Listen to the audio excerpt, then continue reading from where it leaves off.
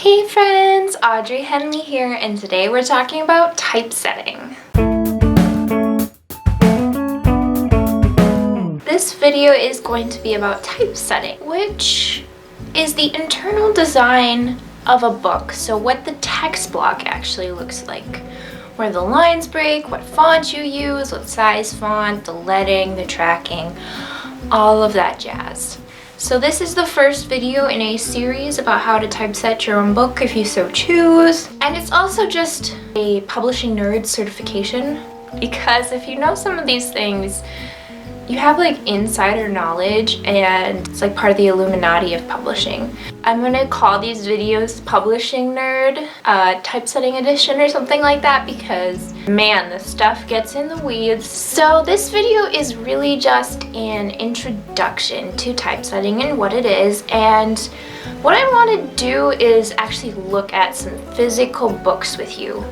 And the reason I want to do that is I think a lot of people, when they decide to self-publish, they think about putting up an ebook and sharing their word.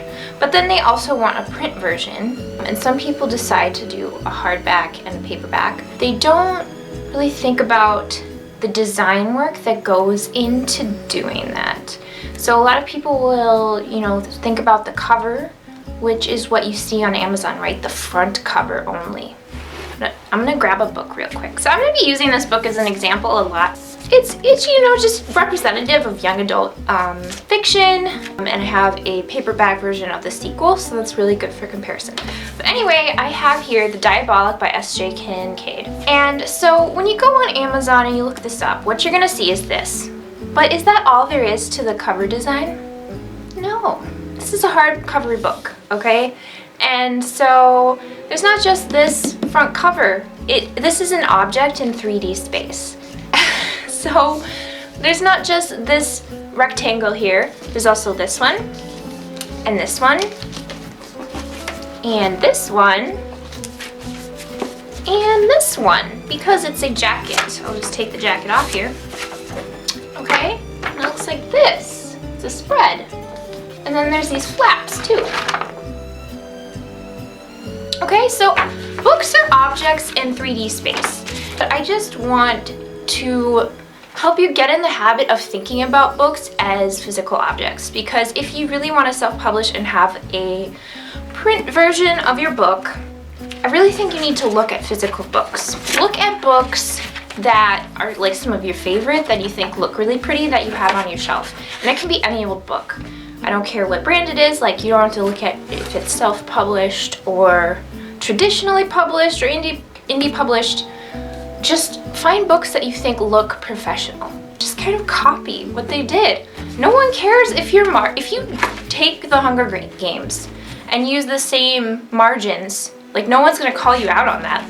Like, margins aren't really copyright. Like, what I suggest, and what this video is going to do, is to look at lots and lots of print books before deciding to create and design your own. Something I hear about a lot, like I've heard about this multiple times from multiple people, they will get a cover design and they want to do hardback and paperback, right? And they don't realize that you need two designs for that. They have to pay again to get another design. If they had known that from the beginning, it would have been better off, and they would have saved a lot of time trying to make a paperback cover work for a hardcover, right? Those are two different things. And if you had gone to a bookstore and looked at paperbacks versus hardbacks, if you looked at it in physical space, you would see that they are different. Another thing is, people will think, why can't I have an odd number of pages in my book? The answer is, every sheet of paper has two sides. You don't just like flip the page and then there's nothing there. Like, that's not how our physical world works. So I think a lot of the issues people have with typesetting their books and formatting the covers, which I'll kind of lump together here, at least for this video, a lot of the problems that come with that is not really thinking about books in physical space. Another common thing is to have your gutter margin, which is, so you have your text block, your little triangle of text, right? And then where you put your thumb in the book, that's a thumb margin. So that little white space in the middle of the book before you get to the text block, okay? So those have to be pretty big because you kind of have to crack open a book to see. So if you have that right into the spine, people aren't going to be able to read those first few words because they're in the spine. And you need to leave that space there. So that's the kind of stuff you should be looking at before you start formatting your books. I also kind of want to raise awareness about production. A lot of presses have kind of 3 to 4 distinct departments. They have marketing, so that's who sells the book. Okay, I mean, not everyone realizes that publishers have marketers, but like it's not that hard to explain, right? And then they have editorial, and that's what everyone associates with publishing. We have editorial. We have permissions, can be like a kind of, it can be looped in with other departments sometimes, but it's distinct where I work. And permissions is like someone from France wants to do a translation of your book, and so they buy the French rights for it. And then there's production. And when I say I work in production at a press, everyone is like, I've never talked to someone who like understood what that was. So I always explain it as it's the difference between a Word document and a book. Copy edits, proofreading, typesetting. We make the ebooks ourselves in-house, do the indexes, we make corrections. I personally do reprint corrections. I order the reprints, I pick the papers, cover stock and the cover coatings and all this stuff. I feel like a lot of writers are kind of in the clouds. I think that's why writers really struggle with this. And what I enjoy about my day job is that it is actually very detail oriented. It's not about ideas and concepts, it's about physical things. And a lot of people don't realize that that can be a part of publishing, but it absolutely is. Yeah, so I hope I don't scare too many of you off. I wanted to sort of put these out on a different day of the week, but I realized like it's gonna take me a really long time to film all of these, and so it might be a little more piecemeal, and it's going to be more, I don't know, sort of as I go. But I can always come back and update these, and I think that's what I'll do. Like I'll put out this initial series, and then people have questions and I will answer them and, you know, do a more thorough job in a future video. I want to get this information out as fast as I can and as efficiently as I can, so that's why I decided to just go ahead and do it. I hope that this will still be helpful to you. I'm very open to questions, comments, concerns. I can't format your book for you, but I'm here like with general questions and big picture concerns. Let's dive into some real books and just look at them. So this is going to be like, I took some videos of me looking through books and I'm going to have a voiceover. I hope you enjoy that format. To me, it was really important that you actually see the pages and the books and the texture and the feel, because that's really what it's about. And I hope that like going through these with me, you'll see like what I look at when I look at a book. So now that I've worked in production, I can't hold a book without being like, oh, this paper stock is too thin, and oh, these are weird margins. Like, that's the kind of stuff I look at now. Like, I'm never going back. One more thing I should say is like, why does typesetting matter and book production matter? I feel like it has to be said, but I kind of wish I didn't have to say it. Like, half of what a print book is the object. So it's the pretty thing that sits on your shelf. Most of the book's lifetime, it's not sitting like in your hands, you're not reading it, it's actually on the shelf. And so how the book holds up over time is actually really important. And also like typesetting is how the book looks on the page, and so if it's not readable, you're kind of defeating the purpose of having the book. Like, you need it to be readable, you need it to look good. People like Instagramming books, like all of those things are considerations. We all know to read books to know how to write better. We actually need to look at physical books in order to know how to format them and typeset them better. Okay, so here we have 2 versions of a book. Well, actually, I have the hardcover of the first edition and the paperback of the second edition, the second book in the series. And I just wanted to go through some differences between hardcovers and paperbacks. First is, of course, the jacket versus the paper cover. So, opening up the jacket here, you know, it's a 3D object, there's flaps. Paperbacks don't have flaps. There's extra room for copies, so you actually get more information in a hardcover book on the cover itself. And look at that shiny foil there, isn't that nice? The paper cover here also has that nice shiny foil. And the paper it's made out of is thicker than the hardcover jacket is, but this hardcover has a nice hardcover, obviously. And you get this cool like spine decoration that is sort of a extra thing you get with hardcovers. Sort of get two designs there, and yeah, that's what they look like side by side without the jacket. Oh, what I wanted to show you here was that, so they're the same size book. The hardcover will sit on the shelf a little bit taller, but that's because the case is actually bigger than the text block. Okay, so look at this. This is an end paper. It is a paper that is thicker than the rest of the pages, and it's just how hardcovers are manufactured. And then paper cover, you don't have that at all. There's no end papers. Just regular old text in there. So, thick paper and then the normal paper in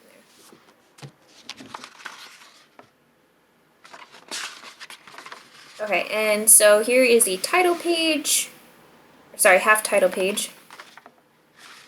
It'll just say the title, and then the full title page.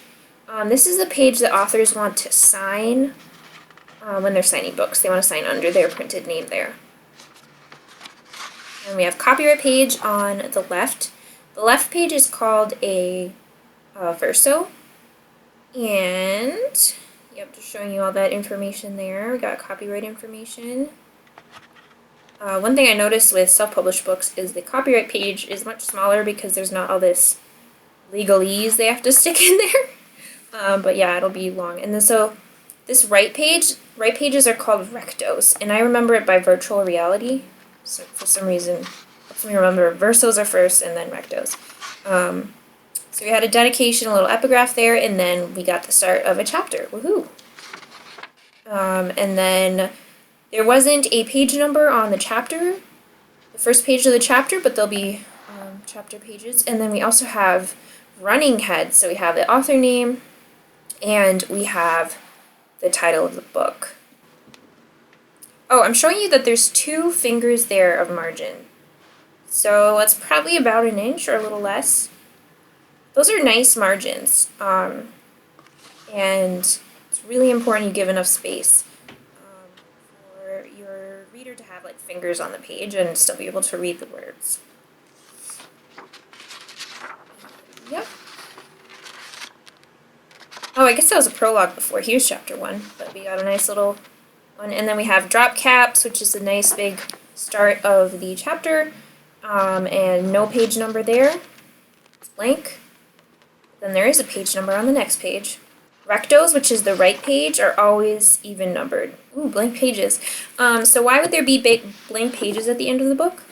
If for offset printing, you actually need to print in divisions of 8.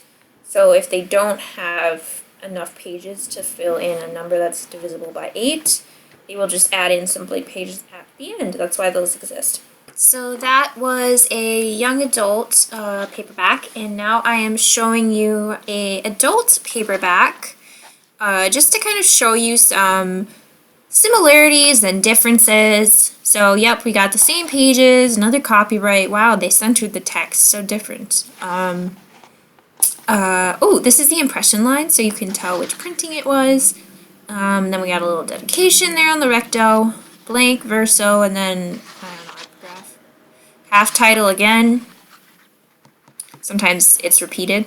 And then here we go. We got the start of the book. We got a prologue, and this one's designed different. You'll notice no drop cap and more information there at the top. And look, no page number there. Looks like this book, they decided to put the page number on the same line as the running head. So that's a stylistic choice. And I think we had the author name and the title. And really generous margins, but you will notice that the type is pretty tight. And I'm just grabbing that young adult novel again to show you the difference. Yeah, right away you can tell there's a lot more space but between lines in the young adult book there on the left. So much more tight on the adult. And then this back cover copy there's so much of it. Yeah, just a lot of copy there. And then we got raised letters, so that's another thing with some spot gloss. And then it's sort of like a grit coating on the rest of the book. There's the spine. Yeah, you always want to put a little logo there on the bottom. I think that always looks really nice. Okay, and then here is a middle grade novel. So showed you young adult and adult. Here's middle grade. We have a nice foil on that Newbery metal there. And this is a jacket. We've got that gloss coating. And then look how little back cover copy there is there. It's actually a excerpt. And then we've got info about the author. And the other one will be a little bit about the story. Yeah, so very sparse copy here. There's the end paper again. We have a little, I guess, epigraph, maybe? And then we've got the, oops, there's the half title. There it is. Then we got the full title page. That's where you would sign. And copyright page again. It's a whole lot of text. Wow, so this was the 16th printing. Dang. 16, that means this book did pretty well. I mean, it is a Newbery winner. And then we have a dedication. This is a lovely image. And then another half title. And a table of contents. And then here we go, chapter. They decided to include a page number on the chapter drop page. Notice that there are no running heads. Here I've put together the adult book there on the left, and then I guess I'm zooming in here. And then in the middle we've got the young adult book, so you know, pretty spacey in comparison. Bit more of a modern font. And then there on the right we have the middle grade, which you can see has a lot more space, and is just, yeah, typeset a lot differently. You'll notice the middle grade as well doesn't have any running heads. Okay, here's the real fun part of the video. We are going to look at a book that was designed extremely poorly. And the reason I don't feel bad about this is this book was a public domain book that someone, you know, typeset really quickly, and they were just like, you know, I'm just going to make some money off this. So I'm zooming in here so you can see how pixelated this image is. This isn't my camera being bad. This is how it appears in the print version. You cannot put low-res photographs on your cover. It's a no-no. Opening up here, we've got what should be a half title, but it's a full title. And then just going right in here, we can see this is a sans serif font. And we're starting the story on a verso, and you always want to start it on a recto. So it's not going to look right there on the verso. You can tell this was formatted in Word. Those indents are way too big. And you always want to, you can either do a space between paragraphs, or you can do double space, but you don't do both. Or an indent, if you don't have a space between paragraphs. The last bit there where there's some extra words, those are centered instead of put at the top of the page, which is an interesting choice. Then we've got 1, and then chapter 1 again. And wow, there's no page numbers anywhere to be found. I'm also showing you here that the margins, the justification is ragged right there. So you see that it ends in like different spots. Usually books that you typeset are going to be fully justified, so the left is straight and then the right would be straight as well. And then there's that last page. Again, the text is centered vertically instead of starting at the top. And then there's no bio, no ending. Okay, everyone, that's all I've got for you today. I hope that was really helpful looking at books with me, seeing what I look at. Let me know if you have any questions below, book secrets you've always wanted to know, how books are made, how they work. I'm happy to talk about it. I'm here for it. So thank you so much for joining me. See you guys later. Bye.